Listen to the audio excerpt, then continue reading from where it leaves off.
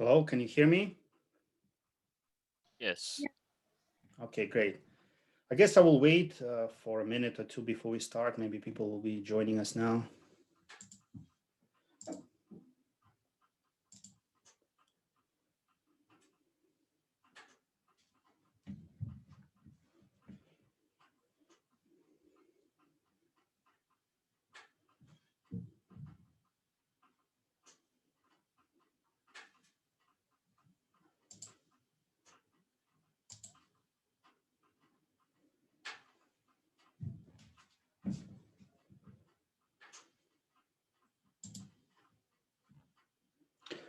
So how was your day so far, everyone? Cold. Hello? Cold. Cold? I've been stuck in my house 7 minutes away from town by a giant layer of snow. Oh, yeah, I understand. Well, I had an interesting day and night. Basically, I woke up at around 3:30 a.m. because I realized it's getting cold. So I realized that the house is without electricity. So I went to the basement and I started the stove, and I spent like 1 hour starting fire, getting it going. And then after 1 hour, they put electricity was back. So I went to sleep, and then I couldn't sleep. So I kind of woke up late, and then I realized my driveway is not functional. So and I have a very long driveway, so I spent like maybe almost 2 hours cleaning everything up in hope that eventually I'll get out from the house. Are your pipes frozen? Well, thanks God, no. I don't know how it works, but we never had that issue. The water seems to be working just fine. My main kitchen sink is completely frozen, and it's never been this bad, and it's never stayed frozen this long. And I have about 3 space heaters under the kitchen sink trying to warm it up, and Wow, been that like that sucks. for days. I think it's even worse when you have kids. If I was like alone, I don't really care. I would just like sleep in a sleeping bag with no electricity, with no water. But when you have kids, you really have to like take care of all those things. Don't have a sleeping bag for everybody.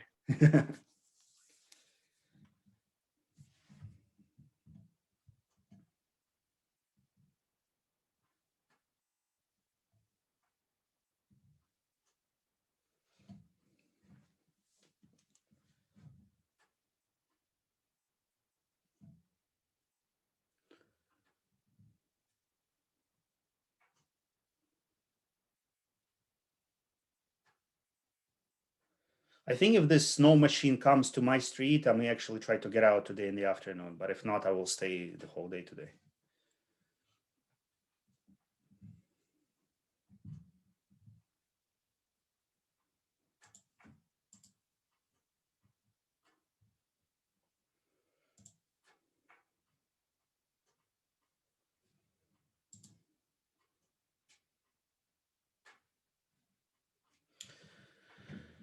Okay, friends. Well, I'm glad you've made it to this session. To be honest, I don't know what to do because today we have a very important lecture, and if the trick is if you don't attend this lecture, then you will have problems completing individual assignment 3, something that we'll start working on Thursday.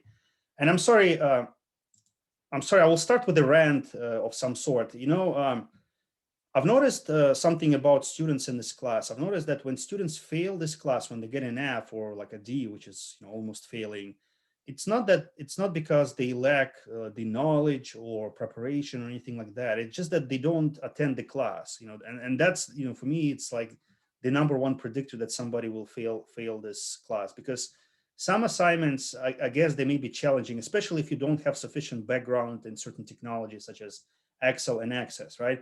But I don't know whether you've noticed, like on my side, I'm trying to help everybody regardless of where you stand, as long as you attend class sessions. Like, for example, several people told me that they're lost with respect to individual assignment 2 because they don't know which formulas to use to clean up the data. Some people even told me that they don't know how to download the data, which tells me, like, if somebody tells me that they don't know how to download the data, it means they didn't attend the lecture on Tuesday, right? Where I downloaded the data for everybody and I told you that you don't even have to download it on your own, right? If somebody's telling me that they don't know which formulas to use in Excel to clean up the data, that tells me that they didn't attend our lecture on Thursday, where I showed exact formulas that need to be used to separate and clean up the data.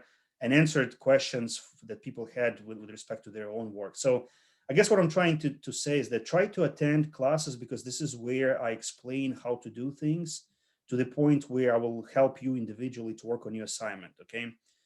So please attend all of the classes. Now I understand that we're we're going through challenging times. Yeah, another point, I also post my video lectures on YouTube. Like, for example, I have those pre-recorded lectures which are focused.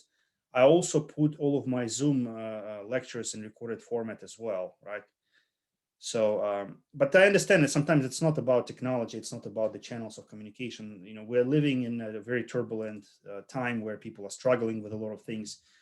I understand that, but again, there's not much I can do for you unless you reach out. For example, if you're completely lost, but you're still determined to catch up, then reach out to me. Maybe we'll schedule a one-to-one Zoom session. I'll quickly show you how to do things. Maybe I'll address your questions. I guess the most important point from that rant that I'm trying to make is that make sure you keep up, right? Make sure you keep up. Don't be shy. Like, I'm not going to judge you. I'm not going to say, oh, you're a lazy student, you know, this and that.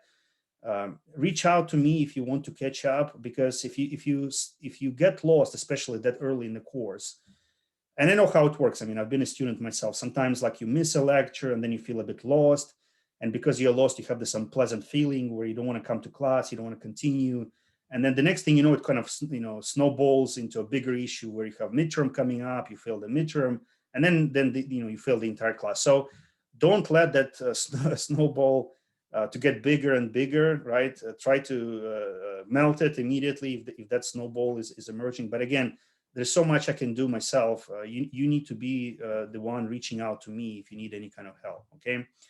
So yeah, that's the kind of rant I wanted to start with. And the same thing applies to today's lecture. Again, I mean, I understand it's a snow day and things like that, but again, I cannot stop my class, right? I cannot say, oh, let's just do nothing for 2 weeks and things like that. Again, I'm trying to take things slow in relation to ERD modeling. This is the topic that we're covering today.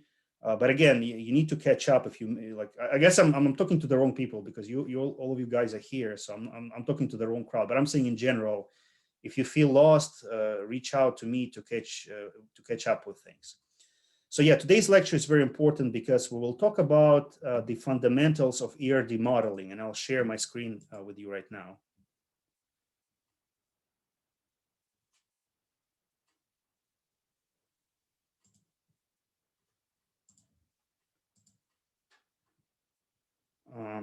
I'm sharing the wrong screen. Do you see my Canvas page or not?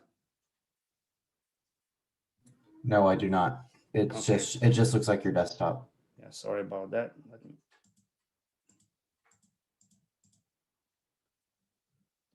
Where's my stop screen sharing? Doesn't work.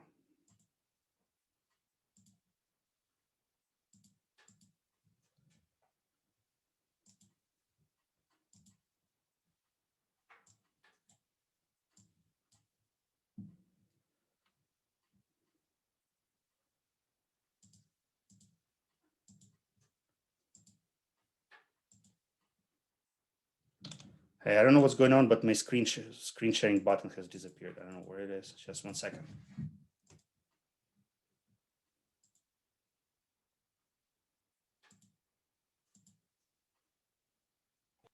I think if you move your mouse to the very top of the screen, it should reappear. Yeah, it doesn't appear. I don't know what's It's happening. not doing it? Okay, sorry. Okay, let me. Okay, I have controls somewhere there, I guess.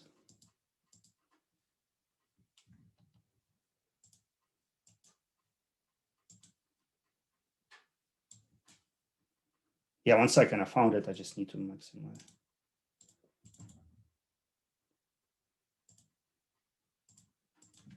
Yeah, it's one of those things, like when this window disappears and I still don't know how to get it out. Oh, here it is. It's on my third screen. Just 1 second.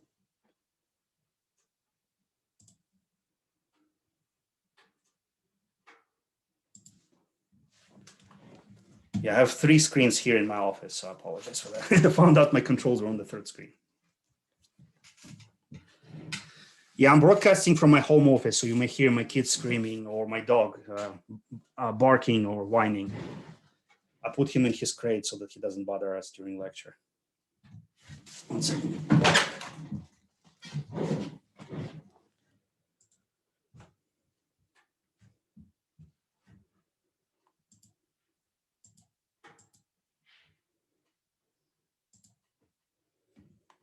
Okay, so now you should be able to see our Canvas page, right? Yep, I see it. Yes, Okay, sir. great. Thank you. Okay, so we're starting on the next module called Introduction to Database Design, or ERD, Entity Relationship Diagrams. I think most of the time I will refer to this module and this topic is ERD because this is a very common acronym that is used all the time in relation to database design. I would like to step back a little bit and just remind you what we covered previously and where this discussion fits with respect to this overall business intelligence architecture. I would like to go back to this slide. Do you see my BI slides? Yeah. Okay. So when we talked about the so-called generic BI architecture, we talked about organizing data, different approaches to organizing data, organizational data that is subsequently used in business intelligence applications by business intelligence users. And we said that one of the ways or the most common way to organize data is using the so-called STAR model. So we talked about this organic STAR model where entities are represented with tables. We also said that this STAR schema has certain advantages. Somebody said that it looks aesthetic, but I think the pragmatic value here is that it's organic, like your data model can change as you grow, as your organization grows. Now, the downside of this organic approach to modeling data is that sometimes it's redundant, sometimes it's poorly organized, sometimes it's hard to understand, but this is the way most organizations approach their data organization. So today we're talking about data organization and the modeling approach, or the conceptual approach to data organization that we will start covering today is called ERD, Entity Relationship Diagramming Method. So that's the most important topic for today.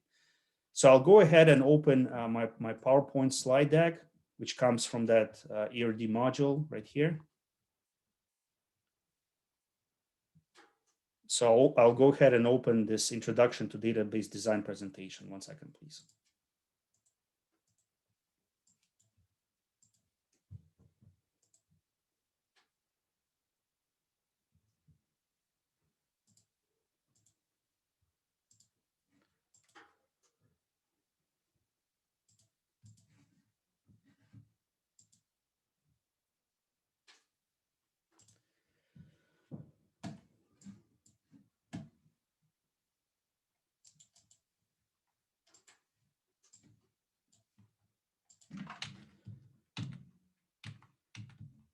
Okay, so what do you see on the screen? Do you see objectives?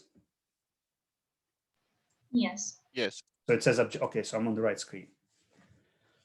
Okay, so once again, we're talking about, is it in full screen mode or in that slide deck mode?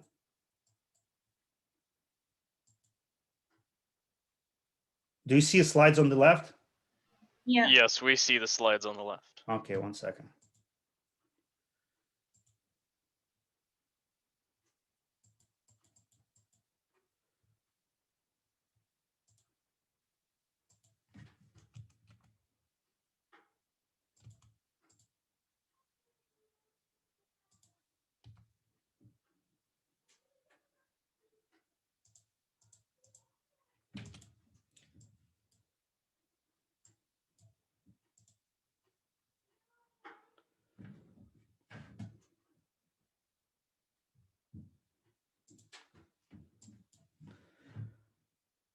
Okay, I guess I will have to use this mode. I'm sorry, I didn't realize I have 3 screens and Zoom is playing tricks, like it's switching between those screens and I'm a bit lost. So I'll do my best to show the appropriate screen.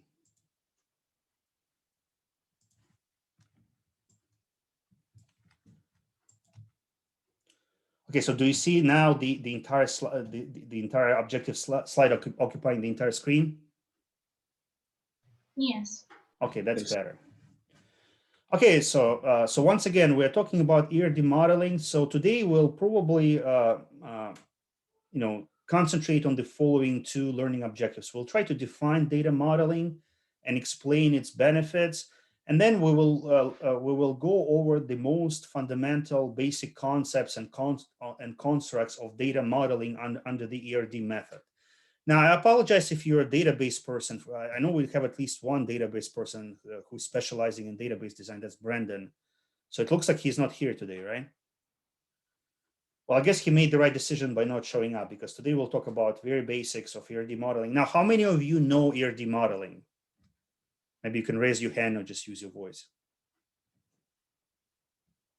I've used it a little bit before in 317. Okay. So sorry about that. I don't think we'll go much beyond what 317 covers. We'll talk about basic ERD modeling.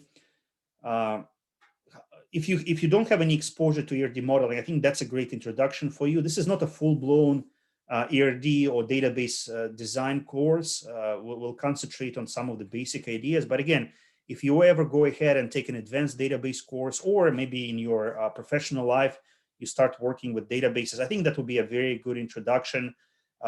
This introduction omits a lot of details, so hopefully nobody will get lost. But of course, if you start developing databases professionally, you'll have to learn a lot of nuances and details. We're going to omit a lot of those nuances. And I'm sorry if it sounds like I'm talking down to you. Like if something doesn't make sense, feel free to stop me. I'll try to explain it in a different way. But it's very important that everybody today understands those basic concepts of ERD modeling, because if you don't, you'll be lost for the next 2 or 3 weeks, and that includes individual assignment 3. Plus subsequent 2 or 3 assignments that involve database modeling, right? So please don't get lost. Okay, so what is data modeling? It's a technique for organizing and documenting systems data.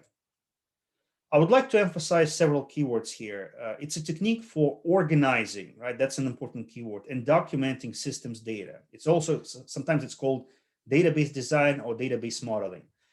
I would like to emphasize that when you create an ERD model, when you create a data model, you're creating like a layout, just like you would create a layout, let's say, for your room, okay? For example, there are people like that when they move to a new house or new apartment. I guess I envy those people, because I'm not good at interior design. And because of that, a lot of places that I've lived as a single man were not very cozy, to say the least, right? Because I just didn't pay much attention to it. And I envied people who have like nice interiors, like nice couch, like all those decorations. And then I realized that some people actually put some thought into it. In other words, they create like a layout, a sketch for their room design. And I was like, wow, I didn't know that people do that. So look, it's a sketch, right? It's a layout. A lot of people, for some reason, they get lost by treating a data model as some sort of a flow chart or process model. So to them, it's like those boxes represent certain processes, and one process causes another process. Well, it's not a process, it's not a flow chart. Just keep that in mind. One thing does not lead to another thing. It's just storage, data storage, how data is stored, which data piece connected to which data piece, and things like that. So it's not about action, it's just about structure, storage. And the exact approach to data modeling that we'll cover today is entity relationship diagrams, or ERD. It's a data model utilizing several notations to depict data in terms of entities and relationships that collectively describe that data. The most important concepts here are entities and relationships. And I want to make sure that today everybody understands what entities are, what are some characteristics of entities, and also I want to make sure that today, after today's class, everybody understands relationships among or between those entities, okay? So at the end of the day, we're trying to build something like this. So this is a very simple ERD diagram. So here, as this ERD diagram shows, we're storing information about customers, certain attributes or variables in relation to customers, such as customer number or customer ID, customer name, shipping address, and so forth. Then we're also keeping track of orders. Now, naturally, you see that customers are connected to orders because orders are placed by specific customers. And this is what this line represents. It represents a logical connection between customers and orders, okay? And then we also have inventory products. So we're keeping track of all products in our warehouse, let's say. And then as you can see, orders are related to inventory products. In other words, orders are placed for specific inventory products. So this is what these lines represent. They represent this relationship. Now, jumping forward a little bit, the relationship between inventory products and orders is a bit complicated. It's the so-called non-specific many-to-many relationship where one product can be ordered many times and one order can contain many products. So it's a many-to-many relationship. A many-to-many relationship is hard to implement at the table level. Even if you implement it, it will be a bit cumbersome to maintain a database like that. So we'll talk about, not today, but later on, we'll talk about resolving this many-to-many relationship. And here, this associative entity is created for the sole purpose of resolving this many-to-many relationship, for connecting orders and inventory products in a way where it makes sense from the perspective of a database design. Again, don't worry if some things do not make sense. I'm just kind of showing you like the end result, the end product of what you will create as a result of completing this lecture. So we'll go back and we'll start with the very basics. But I would like to go back and just emphasize that today we want to make sure we understand what entities are and what relationships between or among those entities represent. Okay, so let's start with the first important concept, definition of an entity. So here's the definition, and then I'll try to explain this definition using like common or practical language. So an entity is a class of persons, places, objects, events, or concepts about which we need to capture and store data. So once again, an entity is something or someone about which we need to store data. I don't know whether this sentence is grammatically correct. How would you say it? I don't want to say just something because something assumes it's a thing, right? Like a concept or intangible thing. Sometimes an entity is a person, right? So that's my definition. Entity is something or someone about which or about whom. Well, how would you phrase that sentence? To include both people and tangible things and intangible things. Does it sound right to you? Entity is something about which we need to store data. How about that? I feel like it's kind of implied. So something implies people as well, right? Yeah, I would think so. Okay, good. An entity sounds better because it implies everyone and everything. Okay. Well, yeah, that's correct. But I was concerned about something, whether something suggests like it's not a human. So something can be a human, right? Okay, so this is how it works. If we need to store data about something, be it a human, a tangible thing such as a book, or intangible thing, some kind of concept, for example, I don't know, refund. Refund is something that is more of an intangible idea, right? A refund is something you cannot smell and touch. It's the whole idea that you're transferring money back to the customer, right? I would say a class such as CIS 307 is also a concept, right? Because this class exists in our brains. In other words, we agree that we need to attend this class. I agree to teach this class. You agree to do assignments and things like that. So it's like a concept, right? So hopefully it's clear from this definition that an entity can be anything, right? For example, it can be a person, agency, contractor, customer. It can be place, sales region, building, room, branch office, campus. It can be a physical object like a book, machine, machine part, product, raw material, events, something related to actions or processes, for example, graduation application, refund award, order cancellation. So it's more of an event, or concepts, account, block of time, course, fund, qualification, stop, right? So an entity can be pretty much anything, okay? So if we have something about which we need to store data, we create an entity. And here in this lecture, entity is represented with a rectangle with rounded corners. So that's the graphical representation.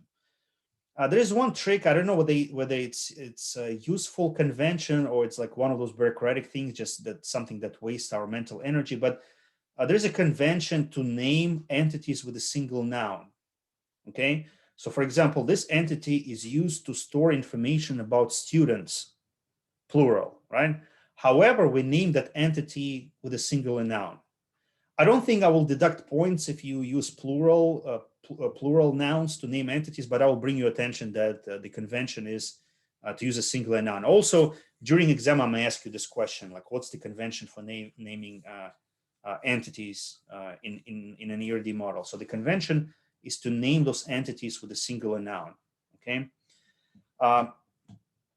I would like to go back to this definition once again and emphasize one important keyword. An entity is a class. So by class, we mean a category, some sort of classification. So when we have an entity called student, it doesn't mean that we're talking about storing information about a specific student, such as Jacob, right?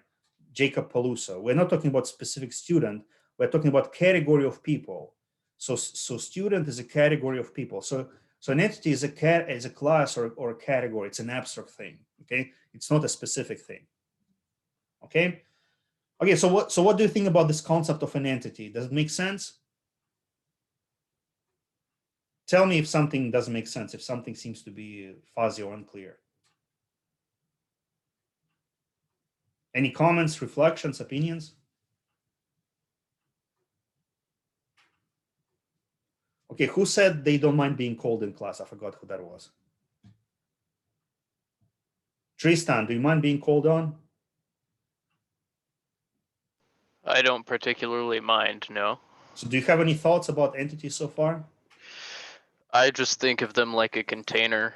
Programming background makes me think of a literal class in object-oriented programming. So I'm kind of thinking how I can. I guess it has this overlap in the that. sense that it's a general, maybe class makes things a bit confusing by connecting this idea to object-oriented programming. So yeah, I'll give you like one useful thing. I think it will be very useful analogy or example for understanding entities. You should think of an entity as a table, like an Excel table, okay?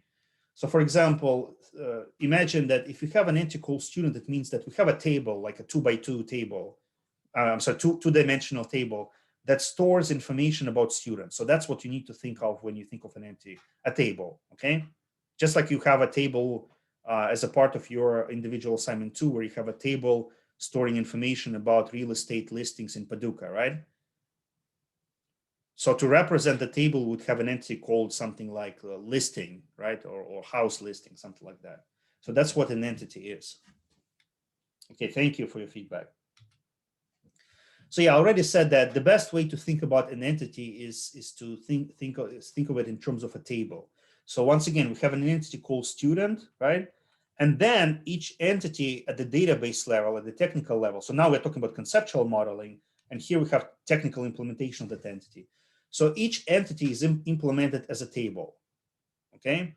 So there is a table where we store information about students. Specifically, we store their student ID, their last name and first name. So we have a very simple way of storing information about students. Of course, in a real world database, there will be all kinds of attributes or columns in relation to students. For example, email address, GPA, I don't know, gender, date of birth, and things like that. So here we have a very simple example. So the entire table is an entity, but specific rows in that entity, specific rows represent instances of that entity, meaning specific students. So now, if we're talking about rows within the table, we're talking about specific students or instances. So an entity instance is a single occurrence of an entity, okay? This concept may sound simple, but when we talk about relationships, we'll have to switch between entities and instances of those entities. We'll deal with individual records, individual rows when we define, let's say, cardinality of relationships, and when we talk about normalizing your ERD model. So once again, the entire table is an entity called student, but individual rows represent individual students. For example, here, we have a specific student named Betty Arnold, and her student ID is 2144, okay? So that's something that is very important to understand. Entities are general things, are categories or classes, while instances are specific real-world manifestations or examples of those classes, okay? So any comments at this point? Any reflections? Again, if you feel like I need to repeat something or explain something in a different way, please let me know right now. Does everything seem to be clear? Yes. Okay, thank you. Okay, so if rows represent instances of that entity, then what do columns represent? What do you think? Just use your own language to explain what columns represent. So rows represent specific students or specific instances of that entity. What do columns represent? How would you explain it using your own words? An attribute of a student. Yeah, some kind of attribute or characteristic of a student. Thanks, Jacob, right? So here we have an entity called student, and we have all kinds of attributes. So once again, an attribute is a descriptive property or characteristic of an entity. Synonyms include element, property, and field. I think, please correct me if I'm wrong, among database developers in database design, the most common name for an attribute is field. They talk about fields. Okay, when they talk about specific attributes within a database, they call them fields. Okay, so as you can see, a student can have all kinds of attributes: last name, first name, middle initial, address, phone number, date of birth, gender, major, all kinds of things. Okay. Now, when you're creating an ERD model, you may be asking yourself, like, so how many entities is enough? Well, it's something that is closer to art rather than science. You need to store attributes that are useful for business purposes. Okay, so for example, if you are running a university and you're creating your ERD model for a university, then do you think a university would need to store information about date of birth of students or not?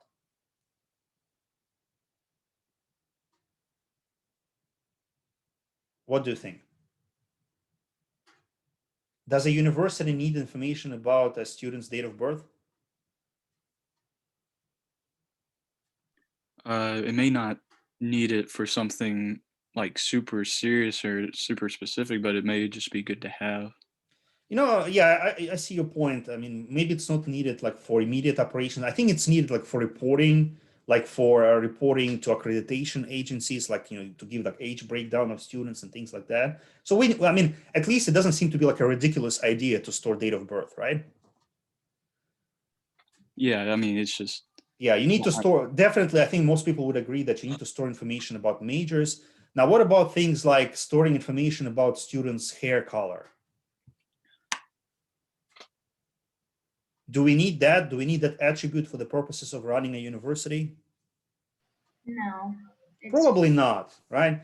Maybe if you're running a barber shop and you're storing information about your clients, maybe you need to have information about hair color to know like which dye to apply. Like I recently discovered, I didn't know that you cannot apply dyes to black hair because they're not going to stick. So what they do, like, they like, for example, if you have like a dark hair and you want to dye it blue, you need to bleach it first, and then you need to, so it becomes kind of blonde, and then you can dye it blue. I didn't know that. Well, anyways, those kind of pieces of information might be relevant for a barber shop, but not for a university, right? So in other words, it's you as a system analyst, it's you who needs to determine which attributes are needed and which attributes are not needed. Quite often, it's clear which attributes are needed from the case, meaning from the scenario that you have.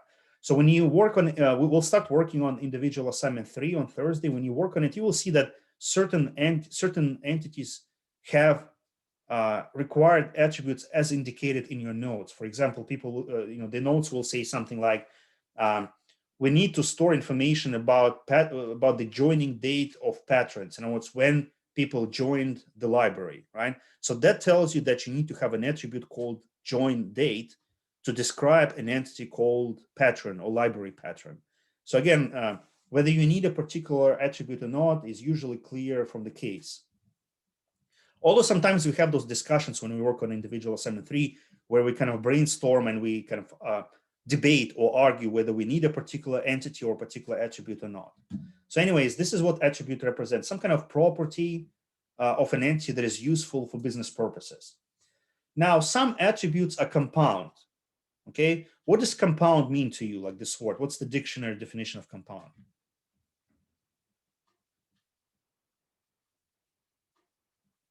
To combine. Okay, well, compound, it's an adjective, right? So what would be like an adjective synonym? Because you're giving a verb. It's something related. I mean, to me, it's something related to combining.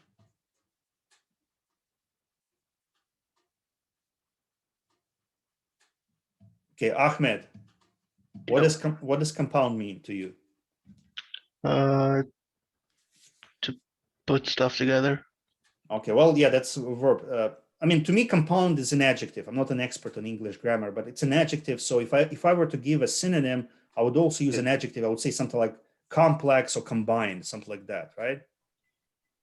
I guess so. Yeah, so that's my dictionary definition of compound. So compound means something complex. By the way, in chemistry, by compound, they mean what? A mixture of two Yeah, or more. yeah, in chemistry, by compound, they mean some kind of mixture of several chemicals, one, two or more chemicals, right? I think another usage of a compound in the United States, but I think it's especially common in countries other than the United States. By compound, they refer to some kind of mixed real estate development where you have like a bunch of buildings together. For example, in Middle East, when they say compound, they usually mean it's like a neighborhood that contains like residential units, restaurants, stores, right? In South America, like a lot of rich people have a compound. So it's not just a house, it's like a territory with individual houses where something along the lines of what Pablo Escobar had in Colombia in his compound. It was like he had a zoo with hippos, he had swimming pools, several houses, security houses, and things like that. So, but again, all those definitions suggest that compound means complex, a combination of things, right? So some attributes here are compound attributes, which means they're complex attributes. They have many parts. For example, name is a compound attribute. This dot notation, can you see it on the slide? Can you see those dots? Yeah. So we have name following by attributes with three attributes with dots, which suggests that these three comprise the attribute name. So name is a compound attribute that has three parts: last name, first name, and middle initial, right? So name is a compound attribute that has many parts. Now, in the English-speaking world, I think that's enough, but in some cultures, in some countries, name is even more complex than that, right? For example, I don't know if you know Spanish, like if you know something about South America, then people there, like if you look at their passport, if you look at their legal name, they will have like a lot of names inserted there. So some of those names are their mother's name, then father's name. So it's more complicated than last name, first name, and middle initial, right? Does anybody know anything about Spanish names? How they're formed?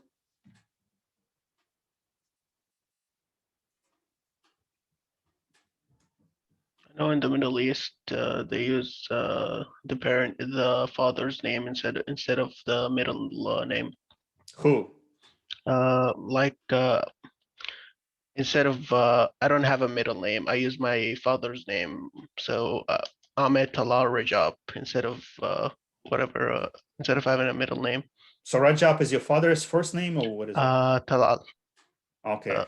Well, you know, when I lived in the Middle East, I was completely lost sometimes with people, like with students, when it comes to identifying their full legal name, because I understand that in Arabic names, oftentimes there's no such thing as last name, right?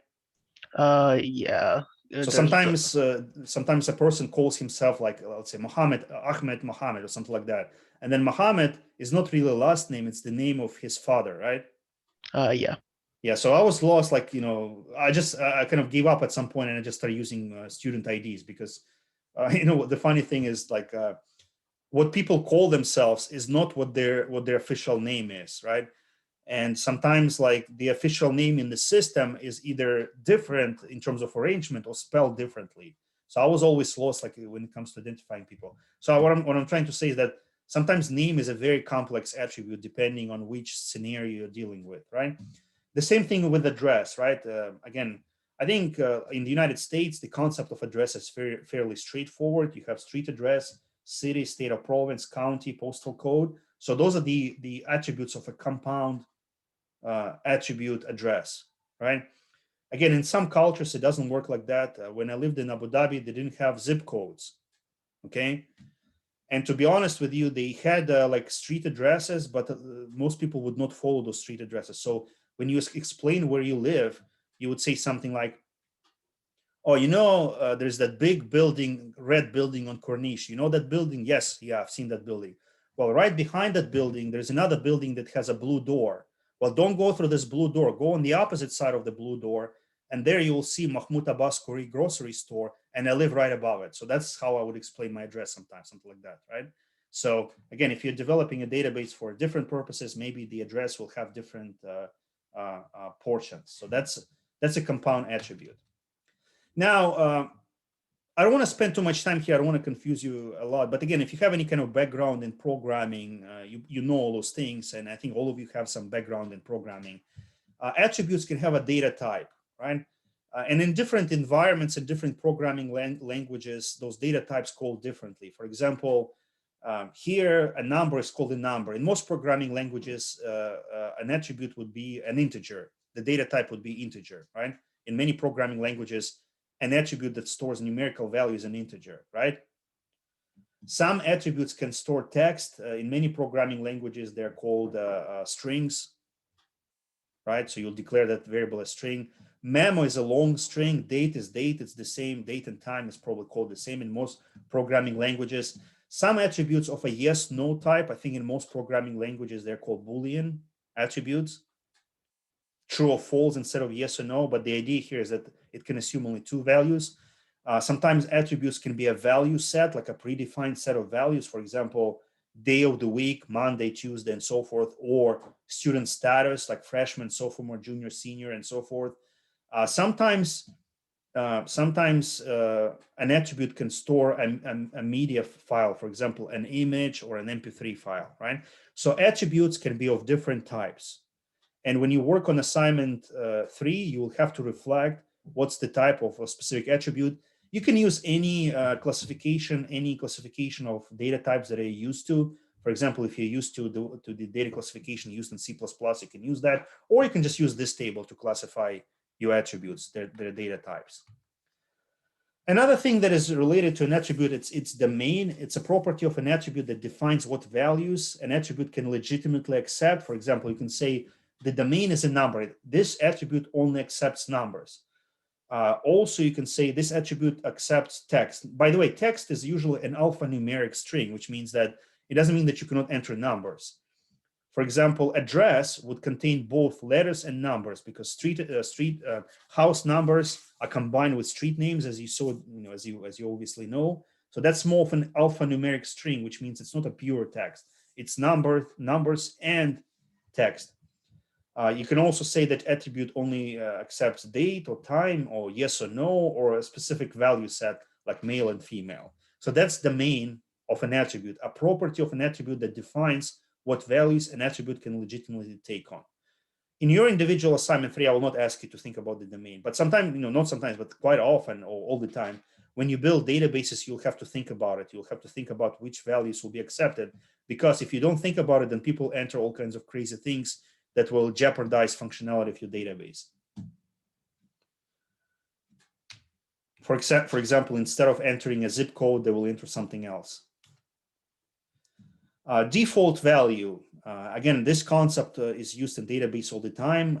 It's the value that will be recorded if value is not specified by the user. Okay. I think this concept is fading out of fashion, like those default values, because default values often lead to poor data quality. For example, let's say you're running an online survey among students at Murray State University, and as a part of that survey, you're asking them which campus they belong to. Now, by default, you will specify which campus at Murray State and why.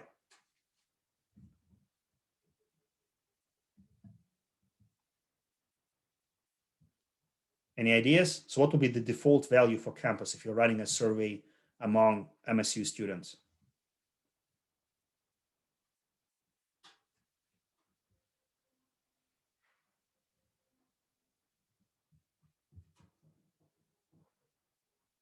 Okay, let's pick a random person. Aaron, David.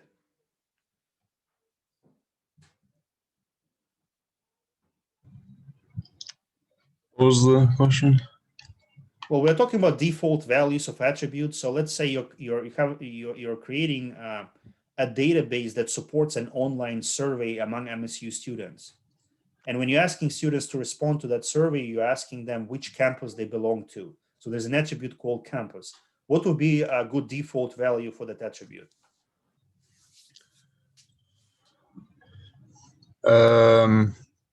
I mean, you're just talking about like where people are like located or what? Yeah, which camp? Because as you know, MSU has several campuses, right?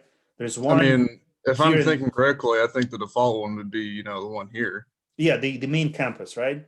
Yeah, and then And the and other why? ones would, Why? because this is the main campus, and the other ones are just like branches of it. that are Yeah, in different because main locations. campus means that most people belong to that main campus, right? Yeah, Maybe 80% or something like that, right?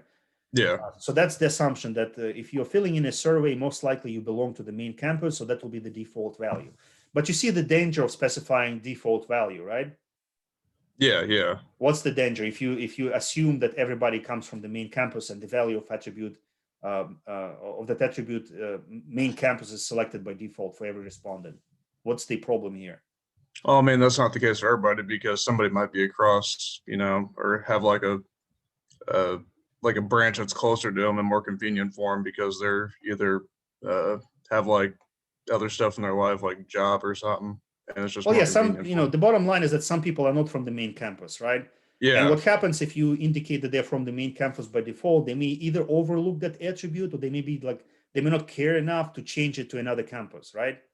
yeah, So that will compromise your data quality. So it will save some time to most people, but it will also compromise your data quality. So I think nowadays the approach is not to specify any default values. For example, go I ahead. have a quick question. I'm so sorry. Is there any way to prioritize, like if you have a default value, will it affect the data to a point to where you shouldn't have it at all? Is there a way to like scale that? Well, to be honest, I didn't understand the question.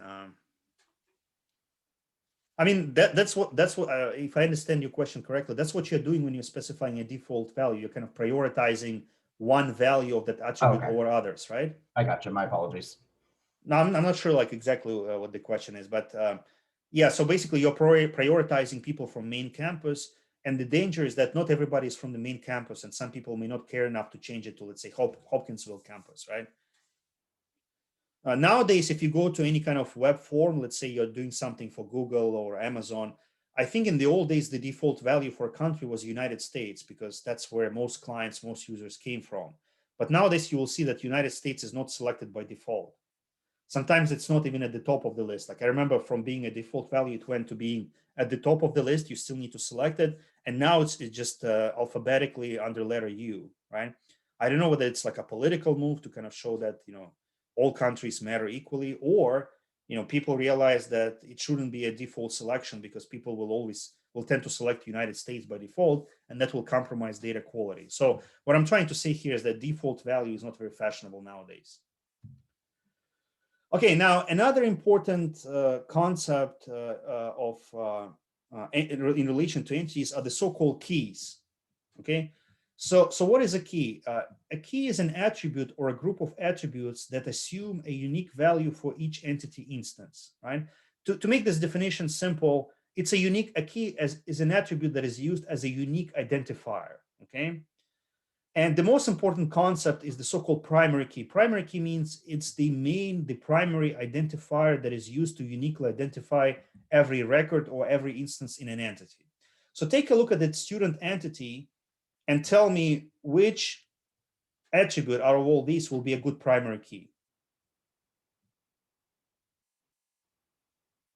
Well, I think it's already marked as a primary key, student number, right?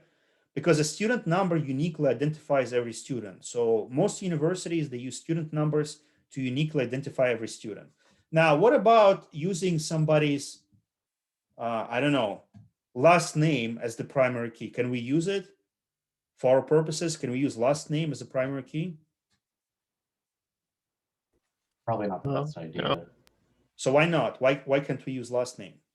There's some last names like Smith or Williams that might be, Yeah. you have, a lot of people might have them. Yeah, exactly. So you cannot, it's not a unique identifier, right? It's an identifier of some sort, but it's not a unique identifier, right? So we may get lost if we use people's last name because there are a lot of people with common names. You know, sometimes it's funny that even people who have a rare name, sometimes they have their complete namesakes, right? For example, my name is fairly rare because my first name is like, kind of very ancient, archaic name.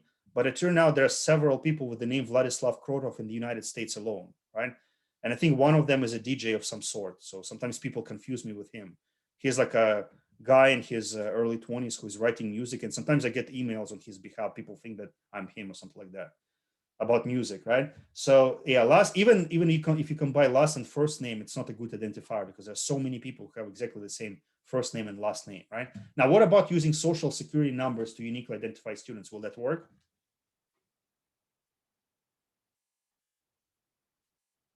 Is it a unique identifier? It will, but not every student has it because some of them might be international. Yeah. So you're giving me a problem, right? So it's not very good because some students are international. By the way, when I was a student, your social security number was used at least at the University of Houston. That's where I went to grad school. They use social security numbers, and if you were an international students, they would give you like a temporary social security number until you get the real one, something like that, right? I think they stopped using it for privacy purposes. As you know, that if somebody gets a hold of your social security number, they can perform an act of identity theft. They can take a loan, apply for a loan, and things like that. So they stopped using social security numbers, right? Now, what about using somebody's phone number as an identifier? Is it a good primary key? Yeah, sorry, just to finish that thought.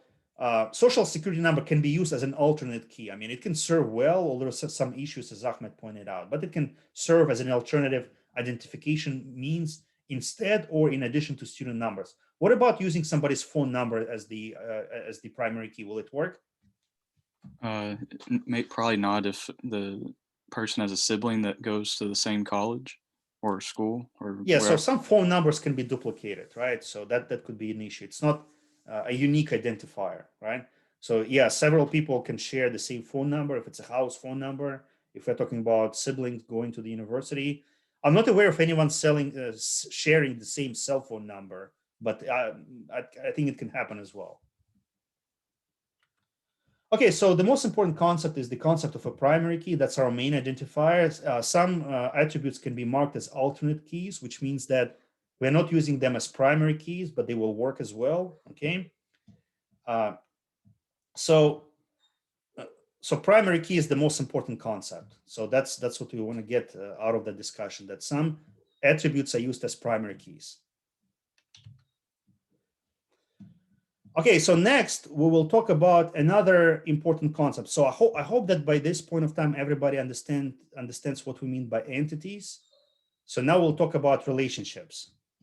So I need to let my dog out. He's whining. Just 1 second.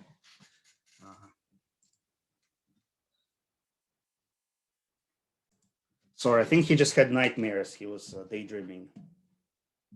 Okay, somebody said, Tucker says Wi-Fi keeps acting up.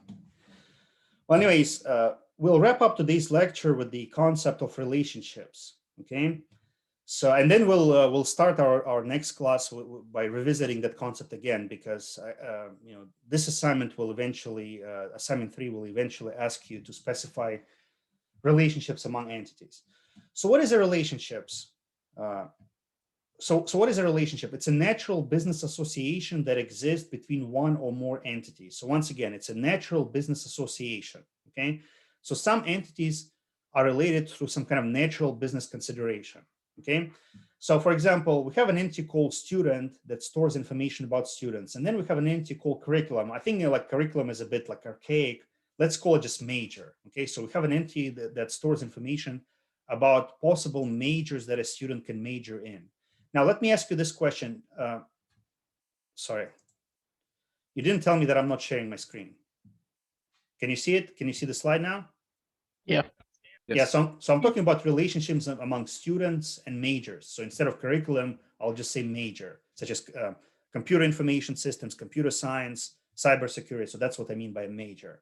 Now, this line means there's a relationship between students and majors. Do you agree with that? Do you agree with the statement that there is some kind of natural business association between students and their majors? Do you agree with that? So how would you explain the relationship between students and majors, just using common language? For every student, there's typically only one or two majors. Well, you're kind of jumping forward a little bit. Just to make it simple, we'll use like a very simple language. We'll say that students major in things, right? They select majors, right? And then majors, if we're explaining the other type of relationship. So majors are selected by students. So majors are populated by students, okay? So once again, this line represents the fact that there is a natural business relationship among students and majors, okay? And this relationship may represent an event that links the entities. So here I define it in terms of an event. Students select majors and then majors are populated by students, right? So there is a relationship. Now, one important concept that I would like to emphasize is that relationships are always bidirectional, right? Is it bidirectional or bidirectional? Bidirectional. Yeah, bidirectional. Is it bidirectional correctly? Is it correct? Yeah, it's bidirectional. Okay. Yeah, so let's call it, for some reason I always forget, because in my language it's B. So bidirectional, okay? So which means that relationships always go both ways. So you need to be able to explain the relationship going this way from students to majors and from majors to students. And this is important for specifying cardinality, and we'll talk about cardinality in a second. Just to remember that I think really all relationships, either relationships among people or entities, require reciprocity, right? In other words, it has to go both ways, okay? So for example, let's say you think you have a friend, you have a relationship with a friend, with a person, and then you're sending this person text messages, inviting this person to your birthday party or to go out with you, and you never receive anything back. So what does it mean?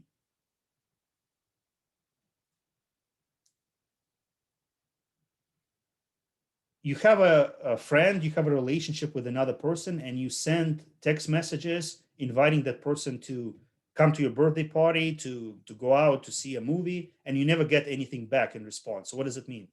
How would you interpret that situation? It'd be one way. Well, it means that relationship does not exist, right? Apparently you think that this person is your friend, but I guess this person does not think that way, right? So relationships always require reciprocity. You asking the person responding, you doing something nice for a person, the person doing something nice in return. So if that doesn't happen, if there is no bidirectionality in your relationship, it means the relationship does not exist. So keep that in mind. Relationships are always bidirectional. They go both ways, okay? That's the concept we're trying to emphasize here. Now, again, I already told you that this line represents a relationship among students and majors or curriculum, okay? Now, those points right here, they quantify the relationships. They quantify, they give additional details about those relationships. If you're talking about this sign, you're talking about the relationship going this way from curriculum to students. If you're talking about this notation, this sign right here, you're talking about the relationship from students to majors going that way, okay? And this specific notation right here, those signs, they specify cardinality, okay? So to make it very simple, I would say that cardinality is the quantification of the relationship in terms of specific instances. So again, when we quantify the relationship, we're talking about specific instances or specific rows within tables that represent those entities, okay? So let's start with this general definition, and then hopefully we'll make it a bit more specific, more practical. So cardinality, it's the minimum and maximum number of occurrences of one entity that may be related to a single occurrence of the other entity. Now, to me, this definition sounds too abstract, right? It's too philosophical, too esoteric. Okay, so I'll try to explain this definition in a different way. So this is what we mean by cardinality. first of all, keep in mind it's relationships are bidirectional. So we're talking about cardinality going both ways, right? If we're going this way from majors to students, this is what we mean by cardinality. If you select, we're going this way from majors to students. So this is what we mean by cardinality. If you sort of close your eyes and randomly select a major in this table, any major, in theory, in principle, what would be the minimum number of students and the maximum number of students related to that major that you randomly select? So that's what we mean by cardinality. Minimum and maximum number of associations of one instance of instance in one entity with instances is in another entity. Okay, so let's do this exercise together. If you select any major from this table or any curriculum of studies from this table, kind of randomly, in theory, what would be the minimum number of students associated with that major? Minimum number. What would you say? So imagine we have a table, Excel sheet, representing all majors at Murray State University. And I close my eyes and I randomly point to any major, okay? If we do that, in theory, what would be the minimum number of students associated with that major? Minimum number. 1, Why 1? because I mean, if you have 0, then would it? I don't know if it'd really be a major at that point. Well, again, it's subject to interpretation, right? I would say 0, right? Because some majors are created without any students in it. So it's a new major, right? Nobody has declared that major yet. So I would argue 0, like for the context involving Murray State University, that would be 0, right? Yes. But again, it depends on the rule. Maybe some universities have that rule that a major is not entered in the system unless the first student enrolls. But I think at Murray State, you can have a major with 0 students because it's a new major, right? So the minimum is 0, right? Now, what would be the maximum number of students associated with a particular major? What would you say?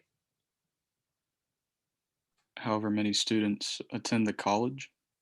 Okay, that's a good concept. Yeah, I like your answer because I was kind of struggling to quantify it. So as many as the number of students at the university. Look, to make your task easier, in ERD modeling, once it's more than 1, they just say many, right? So they say 0, 1, and once it's more than 1, it's 2, 3, 5, 6, 15, 12,000, 12 million. They just say many, right? So the maximum will be many, right?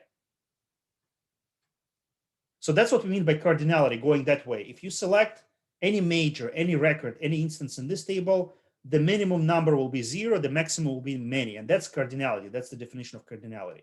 Now let's go this way. If you select any student in that table, what would be the minimum number of majors that this student is related to? The minimum number, what would you say? 1. Say it again, please. 1. Well, again, it depends. Maybe you know this better. Maybe 0 because some people may be undecided yet. Yeah. In some Technically, like universities, in some universities, you can be the so-called undeclared majors. In other words, you have 0 majors, right? Is that the case at Murray State? Can you be undeclared? You could be undeclared, I think, till your junior year, but I could be Okay. wrong on the specific year.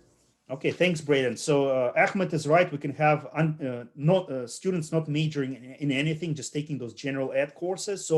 So the minimum will be 0.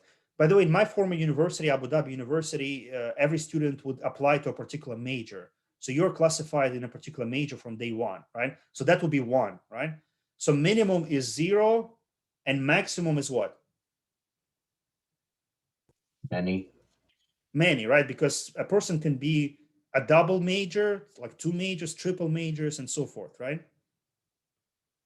By the way, one of my office mates, when I was a graduate student at the University of Houston, my office mate, Kevin, I call him the most educated man in America. This is why when he was an undergraduate student, he majored in Spanish political science and biology. I still cannot understand why, and he couldn't explain, why do you triple major in Spanish, political science, and biology? Why? How do those things fit together? Any guesses? A conservation, like a political conservationist in Spain, I guess. I don't know. Political conservationist working in South America, something like that. Maybe that's what he had in mind. He had a fuzzy story, he was I was interested. I was thinking about going to med school, but then I became interested in Spanish, something like that. Very fuzzy story. And then on the top of those triple major degree, after his bachelor's, he went to get an MBA. After getting an MBA, he worked for 1 year. He didn't like working as a manager, so he went to law school. He got a JD, and then after getting a JD, I don't think he ever worked as a lawyer. He went to the PhD program, and that's how I met him, right? So I call him the most educated man in America. He's associated with so many degrees and so many majors. And the downside of all that is a six-figure debt that he accumulated as a result of getting all those degrees. So anyways, a student can be associated with many majors. So that's cardinality, right? So cardinality means quantification of the relationship going both ways. So does this seem clear to you? I mean, we'll do some exercises maybe tomorrow.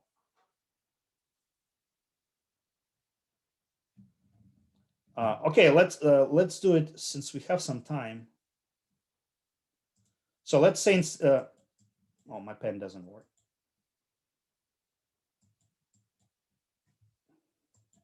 Okay, well, we'll go back to this idea next time. We'll do an exercise together. But what I would like to introduce you now is the grammar, the notations that is used for representing cardinality, okay? And it's very easy to learn. By the way, this notation, this notation was created by a person named Peter Chan. Have you heard this name before?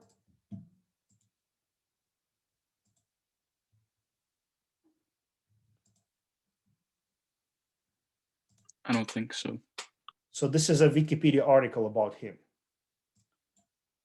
Do you see this article? Yes. Yeah, so Peter Chan, I believe he's a Turing Award winner, so which is like a Nobel Prize in computer science, but I'm not that sure about that. So he's the one who popularized, I wouldn't say invented because a lot of people were talking about this before, but he popularized the so-called crowfoot notation. Let me open.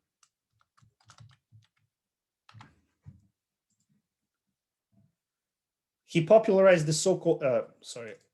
So do you see this article by Peter Chan, or you see my paint screen?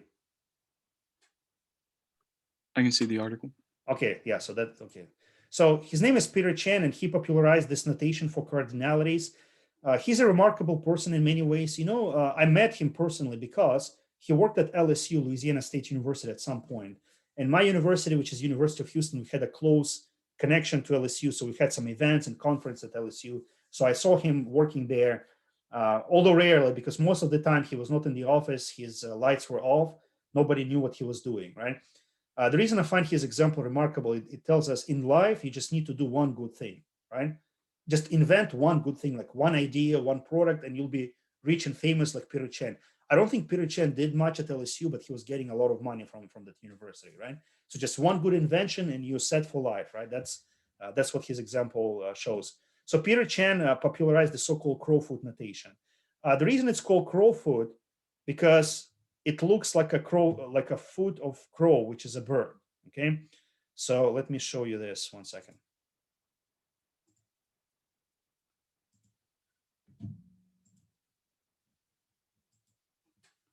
So you see, right?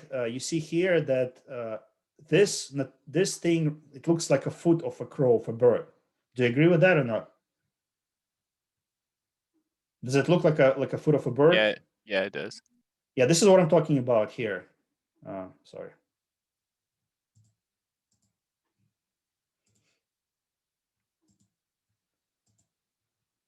So it's something like this, like if I draw a bird.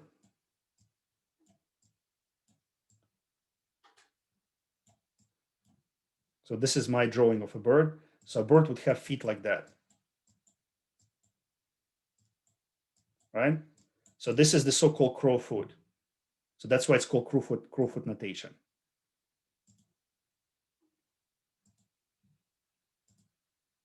So in here we have the so-called crowfoot notation as well. You see the slide, right?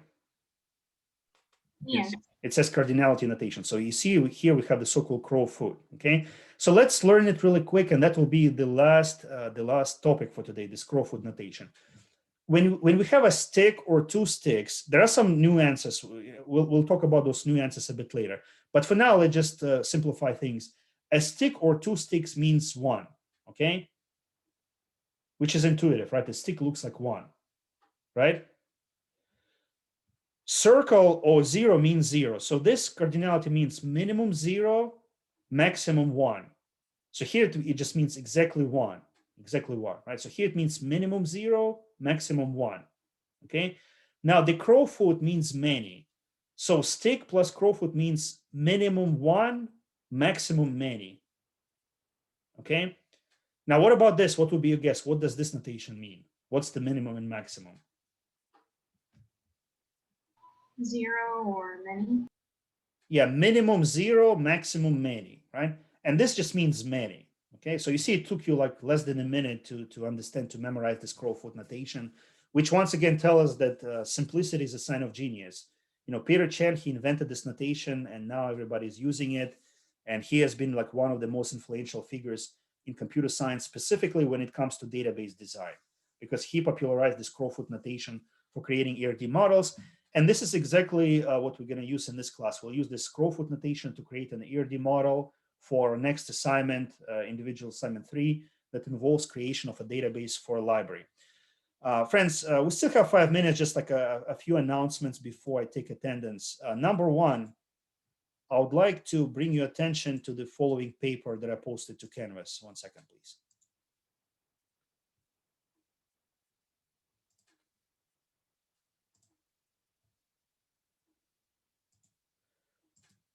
So after today's lecture, you should be able to read Peter Chen original ERD paper. It was published back in 1970s. It's an optional read. You don't have to read it, but if you're interested in the topic of ERD modeling, this is the so-called seminal paper. This is how it all started. The notation that he's using is slightly different from what you see in our presentation, but I think after today's lecture, maybe after today's and then the lecture that we're going to have next week, next Tuesday, you should be able to understand this paper. You should be able to read this paper, okay? Again, optional read, you don't have to read it. Somebody told me that they appreciate my optional readings because it allows them to go deeper into the subject. So this is, and I love that person saying that. So this is an opportunity for you to read that paper if you want to find out more about ERD modeling.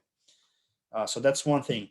The other thing I would like to point out is that for individual assignment 3, we'll start using your textbook, the textbook assigned for this course. You have no idea, I've been continuously harassed by publishers over the textbook because they're asking me to upgrade to a newer edition.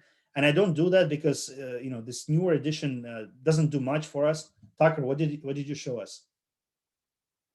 Oh, my friend asked me what I was doing. Okay. Yes, he's attending lecture, so he shouldn't be disturbed. So, so yeah, it comes from your textbook. I'm keeping old edition on purpose. I think you can buy it like online. If you, you know, if you buy new copy, it's like $30. If you buy a used copy, it will be like 10, 15 bucks, something like that. So I kind of intended to be that way. So you don't have to spend a lot of money for this textbook.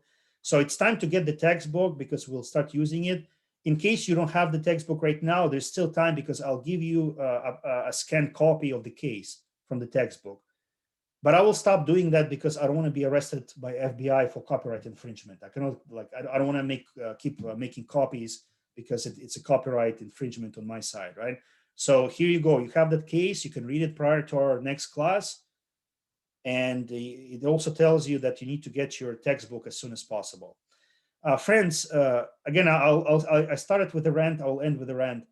I know we're struggling with a lot of things with snow, COVID, and things like that, but please do your best to attend our class on Thursday because we'll start working on individual assignment 3 together. I'll show you how to use Draw.io, which is an online diagramming tool for creating an ERD diagram. We'll start working on the case. Again, if you don't attend our class on Thursday and if you don't catch up by watching our Zoom recordings or my pre-recorded lecture on YouTube, you'll be lost. You won't be able to complete individual assignment 3, and you'll be lost for the next couple of assignments as well. So sorry for nagging you, but please attend our course on Thursday. If you don't, you may be in big trouble, okay? So yeah, so that's the kind of note I would like to end our lecture with. Now, before we go, let me take attendance if you don't mind, just 1 second. Friends, another thing I would like to say, if you're still working on assignment 2, you know, that assignment involving real estate listings, let me know if you need any help, reach out for help, okay? Maybe I'll give you, well, I'm not going to give you a penalty for late submission, I think what I will do, I will give people extra credit to those who submitted on time, but it's still on. Submitted, like at least for this assignment, I will not give any penalties for those who submitted late. But please submit, please catch up. And again, those people who did submit it on time will get 1 point extra credit out of 5 to make it fair to everybody. And let me know if I can be any help with that assignment. Okay, so let's take attendance before we go. Clifton, Here.